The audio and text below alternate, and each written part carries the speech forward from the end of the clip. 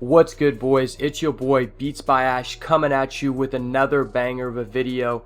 Today I'm here with my boy Dead. We're going to be taking you through a MTG Spellslingers Planeswalker tier list. I've had a lot of people wonder, what are the best decks right now? What are the best strategies to use? And I feel like there's a lot of confusion over this topic since the game is still new. So I thought I'd go ahead and take you through our picks. So first off, we'll just go ahead and go in order they have them. Ajani. How do you feel about Ajani, man? All right. I think you started with one of the worst ones ever. Ajani right now is a self-target planeswalker, so you just gotta keep targeting your own stuff. How do you do that? You got artifacts and you got spells. That's the only two ways. Traps don't do it because they're reactive instead of proactive, so you're not really gonna be on traps. What do you get for targeting your stuff then? Like, what's the payout? You get +1/+1 to the creature on top of your deck, so you don't even control what's getting +1/+1. You might get like the tiniest creature in your deck to like 4/4, and then your opponent's just gonna run over it with whatever they have. This seems like the D tier of all of the planeswalkers available, in my opinion. Yeah, I would agree. I feel like even the guys that are in his colors, like the people that the other people that fit into this like archetype of deck, like someone like Gideon, they just kind of do what he like wants to do better, And I feel like as long as there are these better options for that same central strategy, that he's probably gonna be, in the very bottom of the list as far as the game. Now second we have Angrath. I think I'm saying that right. Angrath. Yeah. If you could break down all the archetypes, there's aggro, mid-range, and control. Angrath is kind of like tilting between mid-range and aggro. I'd say it's more aggro than mid-range, but we already have a few decent aggro cards. Don't get me wrong, like Angrath has really good cards. He has his entire exclusive lineup is great. Yeah. 1 mana, 1/2 that deals 2 if it's blocked. 1 mana artifact that deals 1 to face, so you can trigger your passive, and your 4 mana that just draws you a card if you dealt damage to your opponent. All of those are great. The card pool is not that ready for him though. Like if we were to evaluate the card pool, you have nothing in common that you want to add to Angrath. So he's like kind of a little bit expensive if you just want to make the best Angrath deck. And you could just go Chandra instead, since she's free. For sure. And I feel like he kind of like overlaps in a lot of the matchups that Chandra does as well. And like primarily, like I've won against people who are on Angrath, and I've lost some people, and most of the time I kind of just felt like the reason I lost is because he just drew the powerful red cards that Chandra has, except his like signature cards aren't that like powerful. So like you can do good with him, but like I don't know how good I feel about the signature 1 card that lets you do a damage each turn. Like, yeah, it triggers your other abilities, but it's like, it doesn't really do anything on its own. It's like, it almost is like a combo-centric card, but it's like, that's not the strategy you're trying to go for. And so, like, the +1 attack, like, it just doesn't seem to be, like, that relevant because, we've got stuff like, there's that one land, I think it's a black land maybe, that you can use. It is a black land. Yeah, with Liliana, where like after a certain amount of turns, there's a chance. After turn 4? Yeah, after at turn 4, you have a chance to give everybody +1 attack, or is it how many mana gems you have, or? It's +1 attack to your creatures and whatever creatures you cast for this turn. Yeah, that kind of like invalidates him in a way, unless he has like strong generic cards. So I mean, I think he's good, but I think right now there's just some better options, and until he gets some better like specialty cards, it's probably just a little bit better to go to Chandra. So I'm thinking maybe B tier, because he is still good, Yeah, he is. I would also want to say B tier, but his exclusive card, the one that draws you a card, it's 1 toughness. It's gonna die to the Chandra 4-cost card anyway. And the artifact, you could just cut it and play Shock instead. The artifact is okay for like if you want to boost a haster, but there's not enough support for Angrath currently. Just play his cards in other decks, in my opinion. I feel you. So next up we have Ashiok. Ashiok is kind of a weird one because he does something very unique, and it feels a lot like Teemo from Legends of Runeterra, in the way that you get stacks, and like it can feel really strong if the guy like has a high path of RNG and you're on control or something, and you know he makes you draw multiple cards, or maybe you're like playing green blue and you play that card that's like draw 2, gain 2 mana crystals, and he's made you take like 6 or something off of one turn. But like a lot of the cards, I feel like people have a misconception where like getting the stacks like does something for you, but at the end of the day, like I mean, you have all these cards that double your nightmares and stuff, and that doesn't really do anything when the other person is on aggro, and the game is primarily aggro-centric right now. Like, to start off in the game, you're starting off with, you know, one of the best people for aggro, and then you're also, like, the other people you can make that are top tier right now. I would say they're mostly more aggro or mid-range, and the more control decks and ramp strategies, they cost more currency to make. So I just feel like with the way that the meta is, this person, like, I don't want to say they're bad, right? So I would kind of say it's experimental and kind of like has to do with how the meta is. So I'm thinking maybe C tier. What would you think? I think also C. There's like 2 ways to build Ashiok. You could go the mill way, which is under supported, so impossible currently. But the better way is just trying to stack nightmares. And while sometimes you like pop off and get like 10 nightmares, I had an Ashiok actually today make me draw a card with 10 nightmares on it. Completely demolished me from that point on, but most of the times it's just going to be 1 or 2. That's it. So unless you're trying to go against Jace and make them like have a deficit to drawing cards and ulting, you're not going to ever find a way to win with Ashiok. So C, maybe D. I feel you. Yeah, like kind of like either high T or low C. Yeah, like I mean, I guess like there are a lot of people Jace, so maybe if you were like mythic over time and there's a lot of people playing Jace, this guy could be good, but for right now, not necessarily in a good spot. Now Chandra, I mean, I'm just gonna say it as Chandra. Like, I mean, she's insane. Oh, yeah. Like not top of S tier, I'd say like towards the middle, towards the bottom. She's free. That's like an instant, like the entire game is based around Chandra because she's the first planeswalker you get.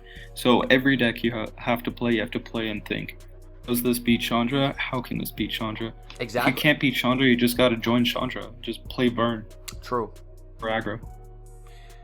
And I feel like the starter deck, it has some potential early on. Yeah, like it's not bad. You know, this is one thing that I'm kind of like rating them by is like all 3 of her signature cards are great. You know, where when we look at someone like Angrath, like his signature cards, you know, like 1 or 2 are good, but not all decent. 3. Like you know, these ones are like you're gonna want all 3 in your deck every time, and then it's a great starter. I mean, it's a great starting base. Like, if you could choose between multiple people in the beginning and not her, like, you would still probably pick her because of, like, the power level of the deck you start out with.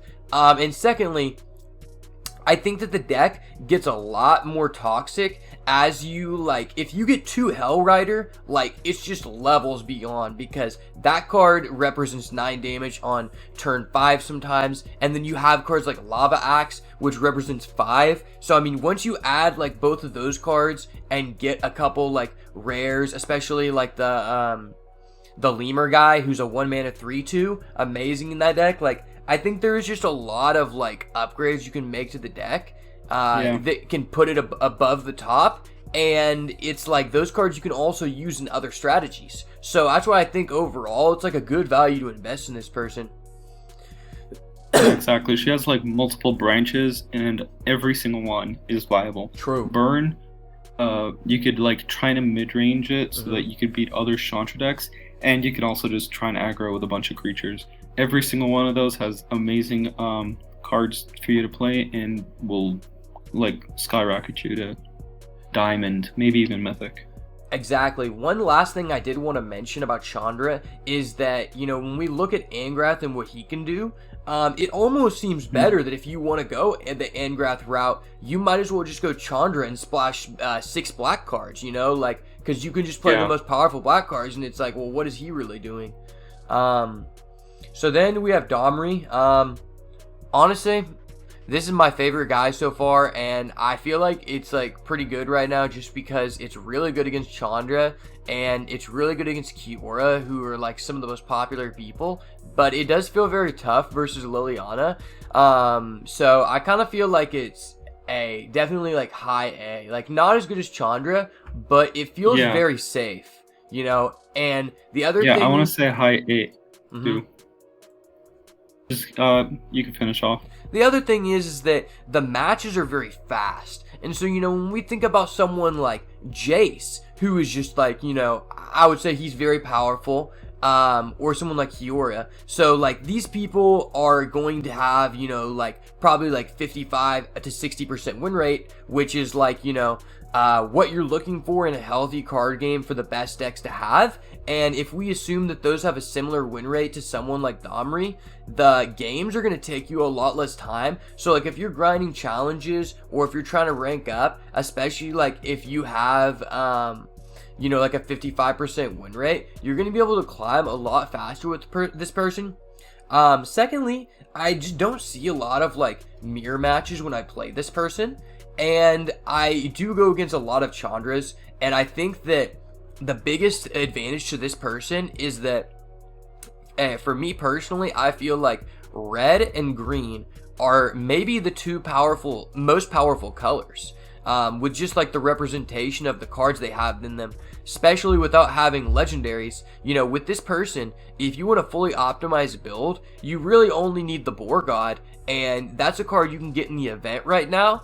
And then you think about, well, this person can run Hell Rider, which I think is one of the most powerful red cards, and she can run Predator Ooze, which is another one of the most powerful mid-range green cards. I think this person is probably the best mid-range strategy that you can play in the game right now. So mid-range may not be like the best archetype in the game necessarily, but this person is definitely the best person if you're going to go with that strategy.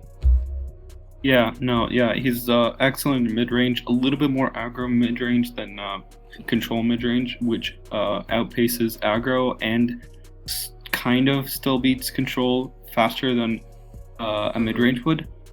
But like, you have to think sometimes, is Chandra better than Domri? And if you're facing specifically aggro matchups currently in the first week, it's just going to be entirely aggro. Yeah. So if you are facing that, Domri is better.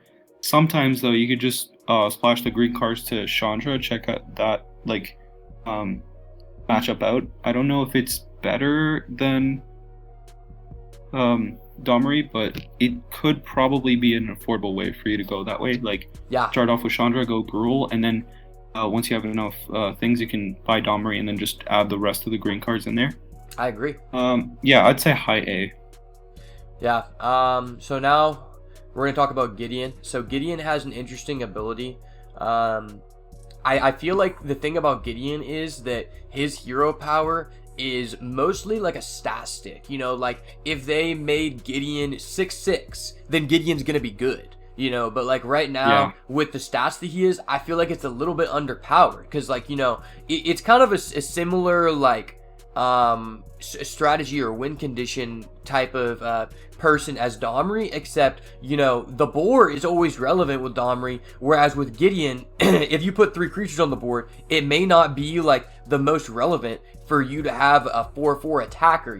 I know there's a couple buff cards, but I haven't seen like a lot of like great things from him. The one thing I will say about him is that it's not even that I'm necessarily impressed with per se his signature cards or his ability. It's just the fact that I feel like White especially just has a lot of really powerful shield cards, and I personally think that shield is probably the best keyword in the game versus any aggro strategy, because like, you know, if you're playing Chandra and your guys have 1 HP, it feels very polarizing when the other guy, he goes for a turn 1 3 attack shield guy, because then he's trading with 2 of your guys for a 1 mana card, and sometimes that can just win you the game because his cards are just higher value and your hero power doesn't come into play.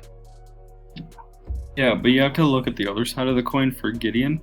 Like, yes, he has these amazing shield armor cards that just block out any aggro from incoming towards you, but that comes at the detriment of you have no good aggro cards. Like, he's supposed to be attacking with 3 creatures. What 3 creatures are you going to summon? The armor creatures, you want to hold them back so that you can block with them. So you're only left with weenies that you're attacking with, or maybe like some top end cards. But you realistically want to try and aggro out with Gideon, which just makes him way worse than the other aggro planeswalkers like Domri and Chandra. I agree. So, I don't know.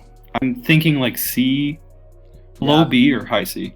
Yeah, it's like, I honestly feel like I would say B. The thing about Ashiok is I'm not necessarily like putting him in C because he's like really low. I just feel like he's experimental. No, yeah. And I think there's like a lot of things that can be like said about him. Gideon, I think he can be good, but not because he's Gideon, but just because like in some matchups your cards just trade very well. And like you were saying about like what are you attacking with what are you doing with the weenies? Like, you know, the way you win is you have to get initiative, you know, and it seems like honestly like the way you get initiative with Gideon is you have to be on the defensive for a bit, and then you're blocking with their guys, exchanging out your shields, and it's like it's kind of just weird. So for right now I'll probably put him at the bottom of B, but we could adjust him later.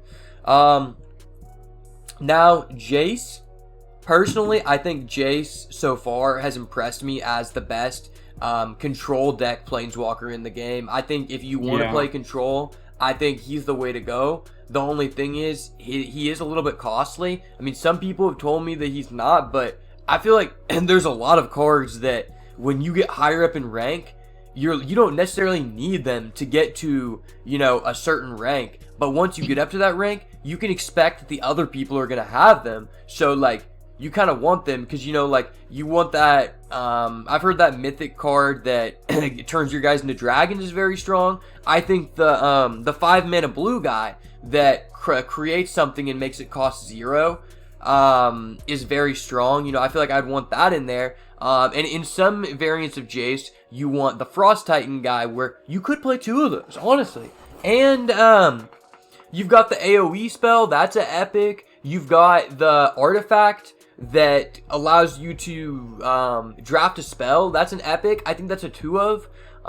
It feels like there's quite a few expensive cards, but in the aggro matchups, which is primarily what's going on right now, I feel like you just have such an advantage. Like if you get to keep a hand versus Chandra where you have a lot of bounce spells, like the delay on Jace is just insane, man. And if you survive till like turn 7 or 8 with Jace, unless you're going against someone like Kiora or Liliana, like it just feels like oftentimes they just flat out have no chance to win. So I feel like if you get to that end game, like it's probably one of the better people to have at that time. Yeah, definitely Jace is the best in-game planeswalker you can go for. He's like a control, but then he switches instantly to combo as soon as you activate his ult. So like just fill your deck with the best cards, and then you can just ult and play them all for 1 mana. That's the best way to play Jace. So you're trying to play for the long game, so that makes you naturally prone to aggro. But as you said, there's a bunch of bounce spells which kind of hurt the aggro player, but not as much as it hurts you in card advantage. But there's also insane low-cost blockers like the Crab, which is just a 1 mana 3/3 that outpaces every single Chandra 1-drop. And there's also Remand that Jace has as an exclusive spell, which is just gonna counter any card they cast and just draw you a card. That's gonna get you closer to your ult, and that's gonna just stop them from attacking for 1 turn. Everything that Jace does is towards like aggro mid-range. Like that entire archetype is dead, and towards even mid-range control is kind of dead unless they have like a good ult like Ashiok just making you kill yourself. Yeah, there's no way you beat Jace if you're running all the best cards.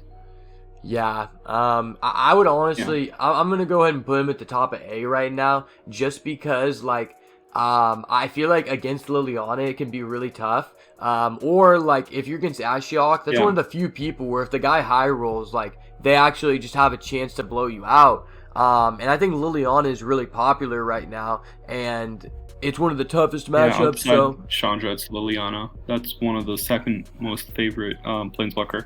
I would though like say he's low A. Maybe I'd move him down to B later on. Maybe just put him in A for now. Okay. But him being control and Chandra being a free planeswalker to get off the bat. Yeah. I think that just tampers his win rate a lot. Oh, for sure. Yeah. So, have you seen a lot of Kaya? Because personally, like, I played against, like, one guy, who did it, and he had some sneak stuff.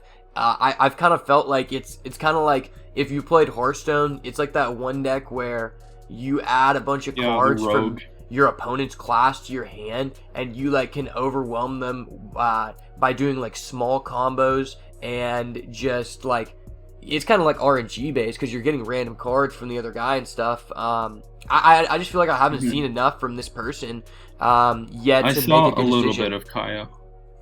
Kaya's definitely one of the control planeswalkers. You could argue she's a little bit more aggro than Jace because of her exclusive cards.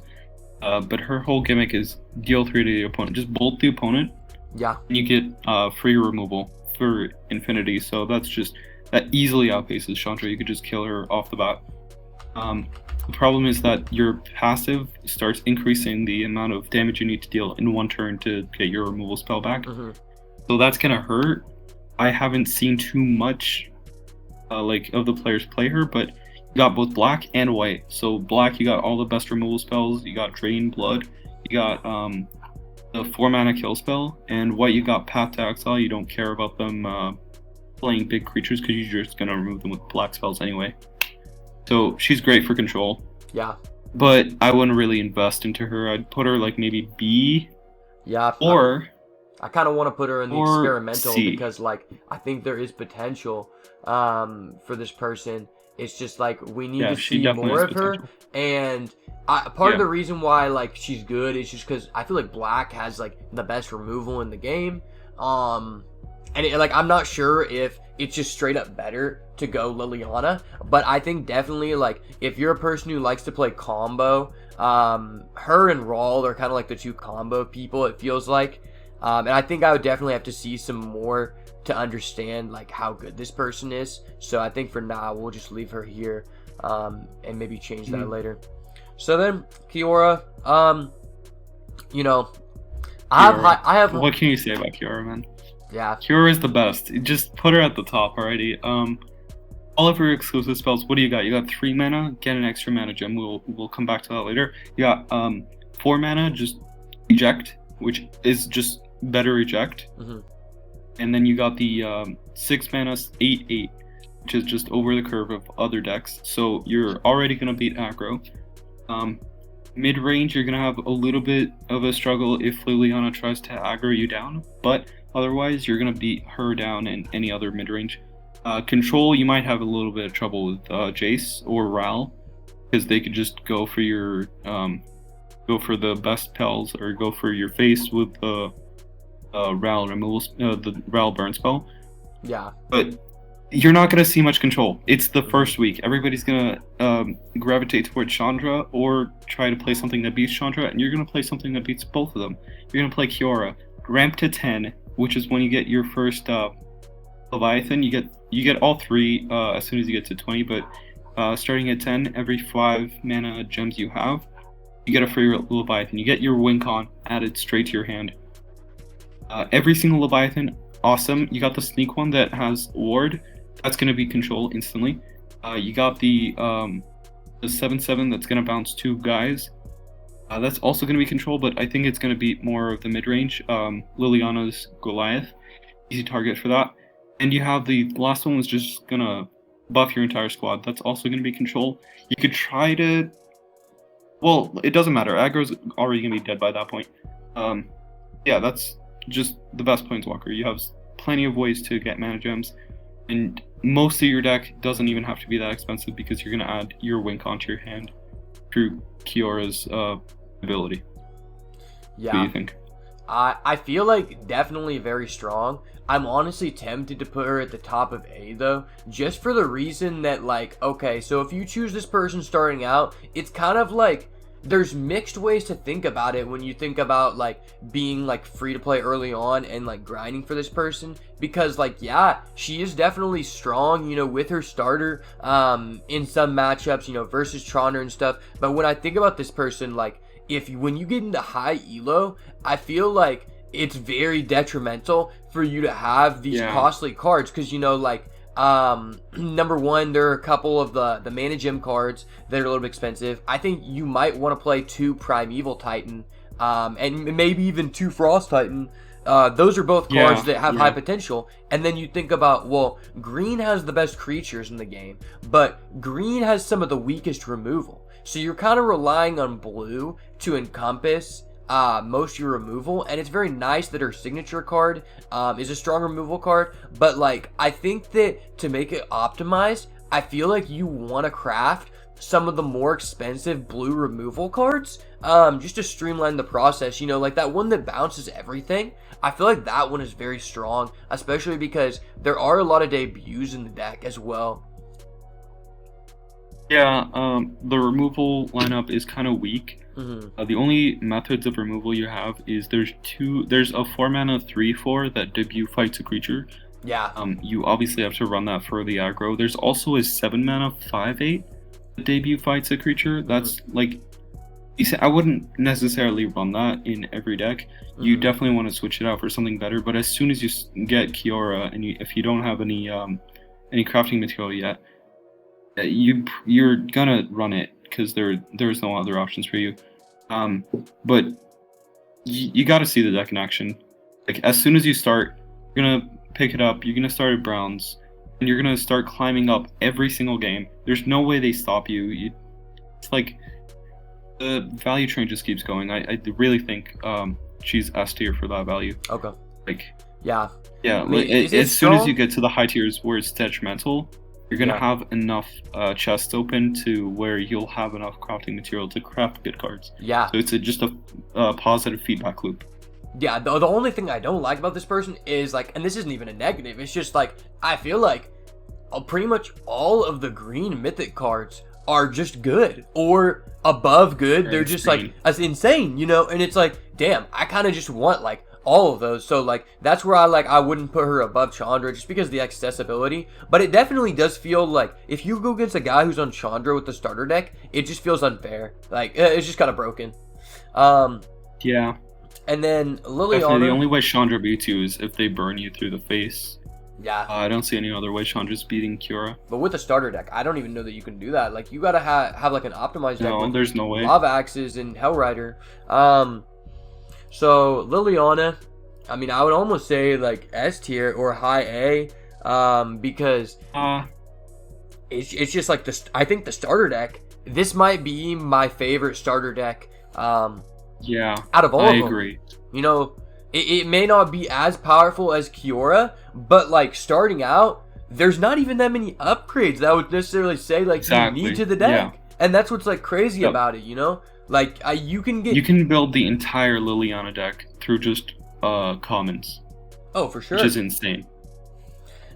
Also, I just think that the 4-mana card that just destroys any creature, I just think that's so toxic. It's just good. It's good in every matchup. Generic removal. Yeah, and it's like it's cheap, bro. And you know, you've got the rare that's the secret, or I mean trap in this game, that brings back one of your guys, and that has insane synergy with the 6/6 guy, bro. The 6/6 guy reminds me of in Hearthstone when they had the 4-mana 7/7 in Shaman. That card is crazy. Like, literally, if he starts out with the extra mana crystal because he's going second, and he goes turn 3 for the 6/6 guy on a guy that gets revived, that it's just so toxic, because then he sets up multiple traps and other things like that. And if you're playing aggro, it's just like at that point, even like mid-range, like whenever I'm playing Domri, it feels so hard to break through, and it feels like you would have to be going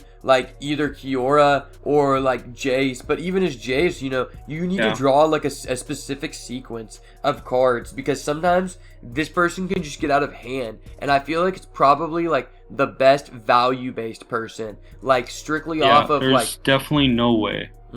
There's no way that aggro is beating you with Goliath.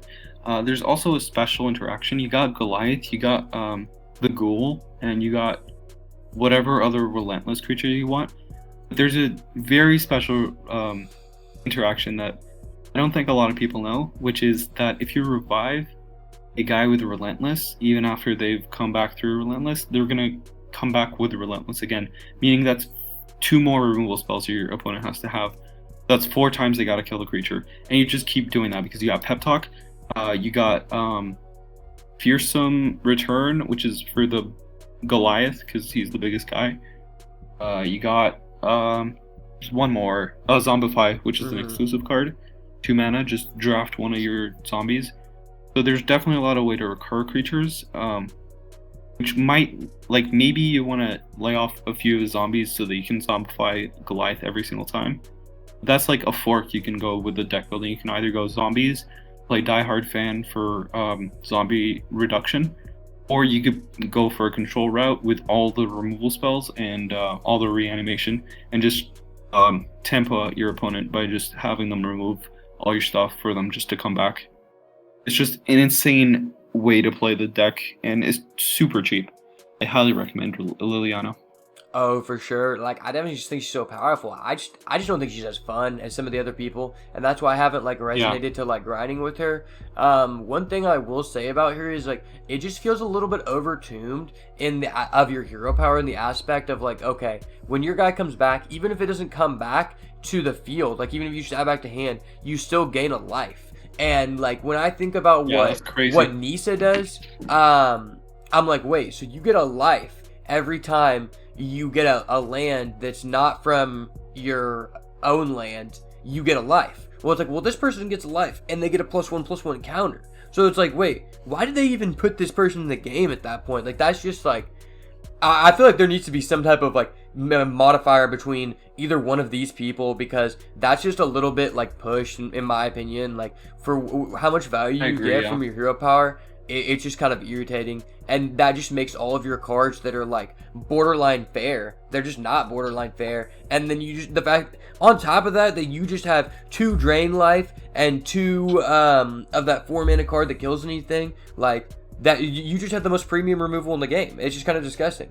You also have the trap that makes a 2/2, which dodges your opponent's shocks and upgrades by just having it summoned during combat. That's true. Okay, so now Nahiri, I honestly Nahiri is special. I haven't seen her too much. She has like a similar stance as Ajani, where it's like you gotta target your thing sometimes, but she has it better, where it's the thing you want to equip is starting in your like hand, basically, because it's on your planeswalker, which makes it like a lot better than Ajani. But then you gotta think, like, what else do you do? The other exclusive spell, you got the burn spell that burns equal to the power that the creature equipped has. Yeah. That's insane if you could get a high power guy. And you got a bunch of armor from just being white. So that could just protect your board. I don't know if you're playing aggro or you're playing control with her yet. I haven't seen a bunch of people play her, so I'm not sure. But either way, I think she's balanced enough that she'd be in B. Okay. But I could see her being in C.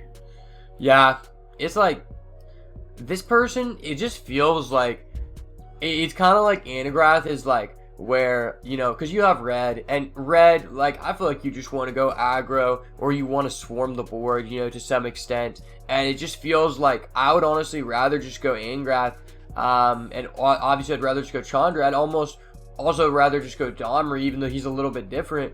This person feels like just completely fair, and I haven't been like extremely impressed with the white cards. Like, they trade really well. This person might be a little bit better than Angrath versus Chandra or someone who's all aggro. But I'm not necessarily sure about that. I honestly just wouldn't invest in this person because it's just really like unknown about like how good this person is. Like, it's obviously like good in some matchups, but in those same matchups you could also say that Angrath is good, or you could just say that Chandra is good. So like, I think you definitely need to play around with this to like understand what the best build is. Like you said, like, I'm not sure exactly what the best playstyle for this person is, so I would say if you're extremely attached to this person, I would wait a bit before unlocking them because I'm not sure like what their relevance is. All right, so moving on. So Nissa, this one I have like high hopes for, but I'm not really, you know, I'm not too stuck on it. The thing about it is that like it's kind of like you're doing a trade-off from Kiora, but like there's still distinct advantages of going that strategy anyway. I'm honestly feeling like high B or low A, because like honestly you can become equally as powerful as Kiora, if not potentially more, but you have to be extremely paid. Like literally you have to spend money to be fully optimized with this person, because it's like you can go any you know, cards from any color, and I feel like you definitely want to run like the removal spells. Like you may want Day of Judgment, you may want that red card that does 6 to everything, you know, those are all epics. Then you're undeniably gonna want as many of the Titan cards as you can, those are all mythic. And all of the green legendaries, since you can only splash a certain amount of cards in your deck, you're gonna want to play most of the green legendaries anyway. So overall I would say this is probably the most expensive person in the game. It is one of the most expensive ones. There's a bunch of ways you can build her with her ability just being splash any card instead of splash specifically just one color.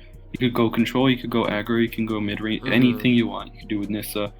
Her upside of gaining life when you ramp, and her having a bunch of ramp already makes her insane for ramping. You just gotta get a good expensive top end for your deck, which is the bad part about Nissa compared to Kiora. I'd say B, maybe A if you have the good cards. Yeah, that's the only thing is like this person takes so much foundationally to become better, and the removal in this color isn't that premium, so that's going to take up some of your mixed slots anyway. So I think for right now I'm going to leave it in B, but once you have a developed collection, I've personally been messing around with her, and I've seen some people online say that this person is like really good if you're free to play, because if you pull a bunch of random legendaries that you can't necessarily use together, you can kind of combine them together, and like it's fun. But just like for me, the low impact of the removal on this person is just kind of like having me have a hard time seeing like the potential. So next up with Roll. Honestly, Roll. I don't know. There's a lot to talk strong. about Roll. There's definitely ways for him to be strong. He has the same upside as Jace, where it's like your control, but your early game can also just lock out aggro from ever attacking you with the crab, and you also have unsummon. But Rawl is special. He has his passive is a little bit different. You're gonna wanna cast 2 spells, and then your third one is just almost free because it costs 2 less, which makes him just insane for spell slinging, which is the name of the game. And his cards, you got 0 mana, draw a card. You got 3 mana, deal up to 10 damage. And you have 4 mana, summon a guy that'll just, the 4 mana card is kind of garbage, but if it's 2 mana, summon a 3/3, insane value. The best way to build is just try to get to 10 spells, then cast 2 copies of your Chaos Lightning, which is 3 mana, deal 10. And there you go, you just win. So you just want to try and spam a bunch of stuff. That's very easy to do currently because you got the Isocron Scepter, which is the artifact that drops you a spell. You got Divination. It's like 3 mana, but if you cast it's your third spell, it's a 1 mana draw 2. And you got there's another one, I think it's 6 mana draw 4. I'm not sure. Yeah. But you got plenty of ways in this game to draft, draw, and create spells in your hand. So there's no shortage of ways for Ral to deal damage. Yeah. But the problem is, the game is heavily aggro currently. I don't know if it's great for him to be like. He's definitely not going to be S currently.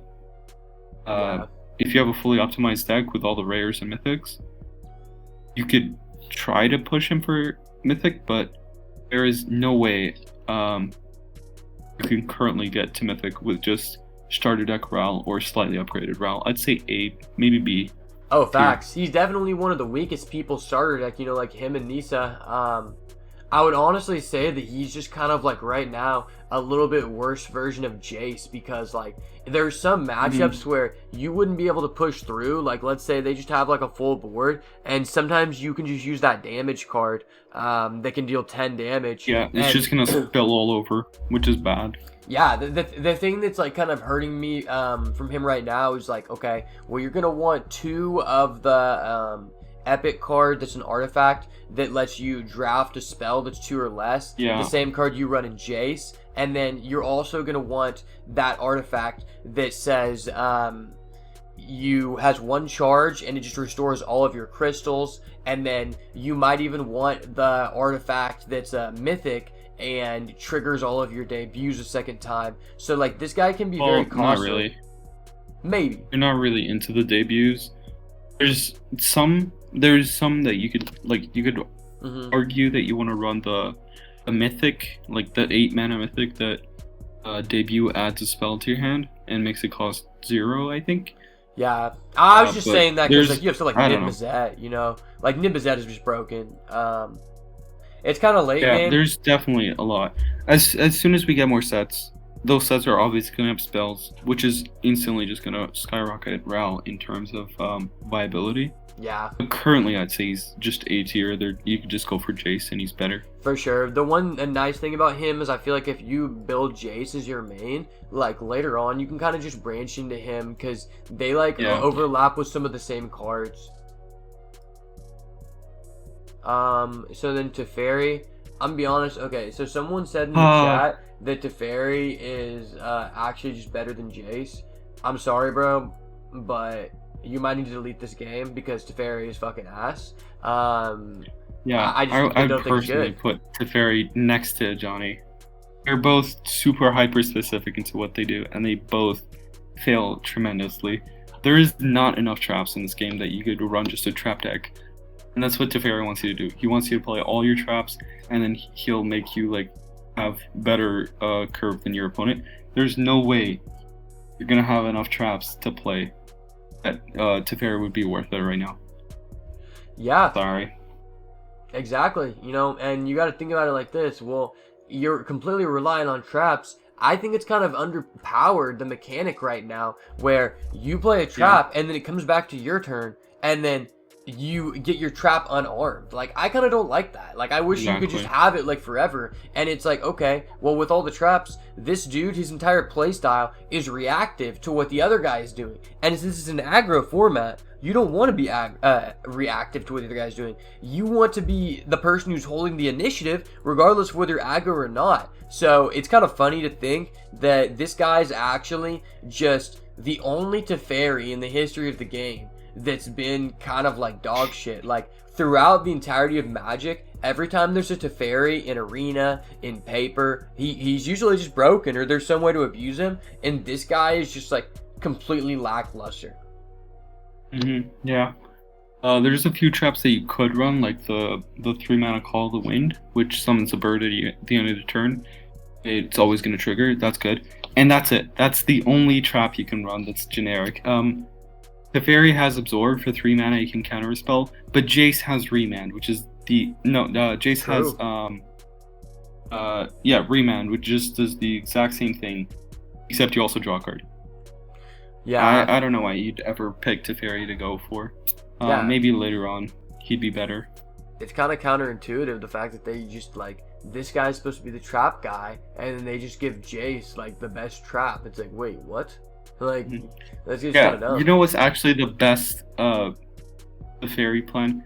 A Tefari matchup would be awesome because you could just run mana short, one of the blue traps. It just makes the other player disarm all their traps at the end of the turn. Oh That my just gosh. imagine playing anything. Just playing into that card, you're completely dead as Tefari. I don't know what you're doing. True.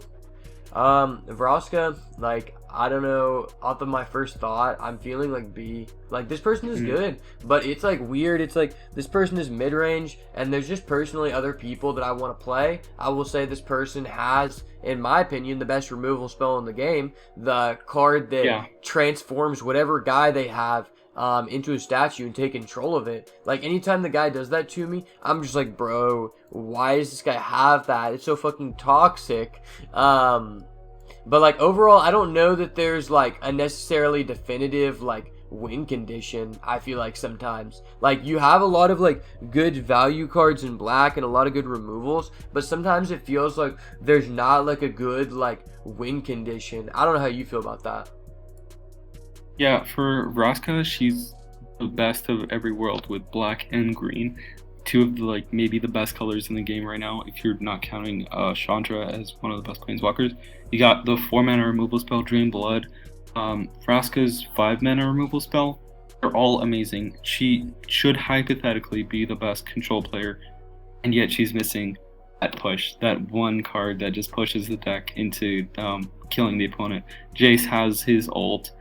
Ashiok has the drain, and Kiora has the Leviathans, but Vraska is just sitting here killing everything and not being able to progress the board state.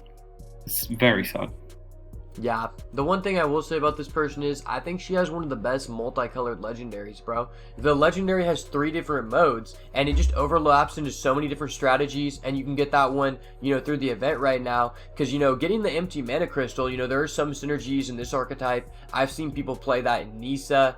I've seen people play that in a couple different ramp strategies, or you can just heal everything. You know, because you're kind of like a value centric deck in a way too, because you're playing all of the black cards that trade very well. And one thing I did want to point out is that one black card, it's either 5 or 6, the 5/5 guy that gives someone -2/2. That card, it just feels so like pushed right now, like in a lot of matchups. Yeah.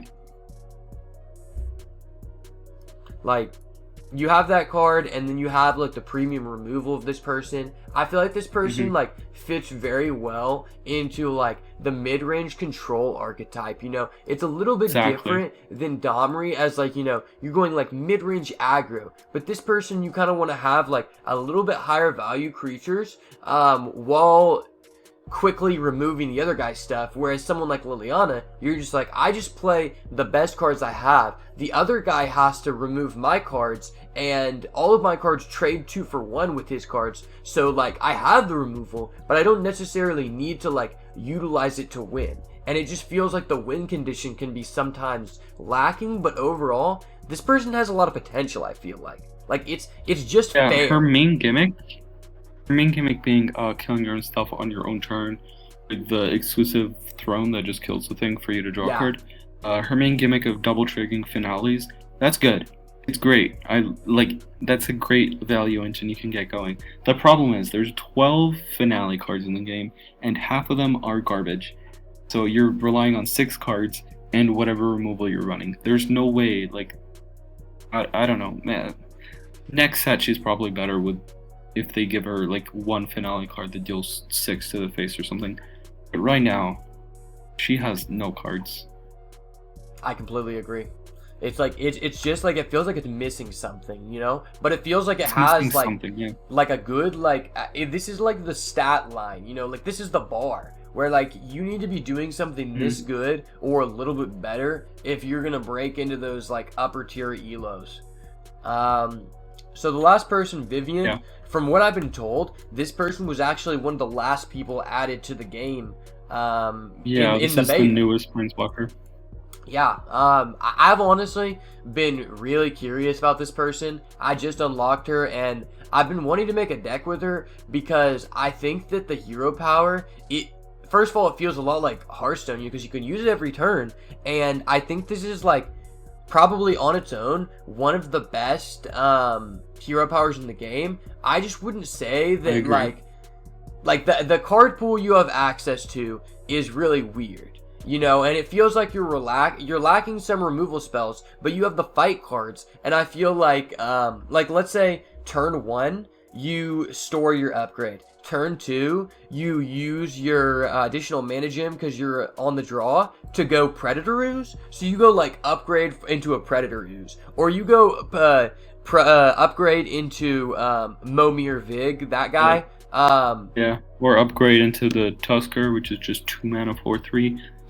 Everything that Vivian does is leaning towards aggro, and yet she can control the board enough that she could beat every other aggro deck. She struggles in which, like, her cards are okay. She's missing something again, but she's excellent for that storing ability thing. You could just put flying on your things, attack the aggro player. They have no way of stopping you. You could just play a massive creature, give it relentless, and then your opponent's going to struggle trying to kill it. There's endless ways to play Vivian. The only problem is drafting the exact upgrade you want. Oh, for sure. The one thing I like about this person that's kind of attractive to me is that, like, I feel like the hero power is just good throughout the entire game. You know, you think about people like you know, Gideon. Sometimes the hero power is just like not live, or it's like value in some places, but in other places it's like not as good. It's like this person, like, no matter what you top deck, giving them an additional upgrade is probably just like, you know, in a top deck situation where you guys both have no cards and you're just top decking each turn, I feel like this just puts you ahead of the other person. And since green currently has the best creatures, like, it's good. It's just like the removal is lacking for me personally, so that's where I kind of like have her like lower. And you have to also remember that her splash is any colored creatures, and it's a little bit more than the other splash walkers, the monocolored ones. So she has a little bit more of a wiggle room for playing good cards if you don't have the mythics of the green color. Or if you do have the mythics of the green color and every other color, just run all the best creatures in Vivian. I don't know, she's okay. If we get another cool creature in the next set, then I'd recommend her. For sure. Okay, so that wraps up the tier list, guys.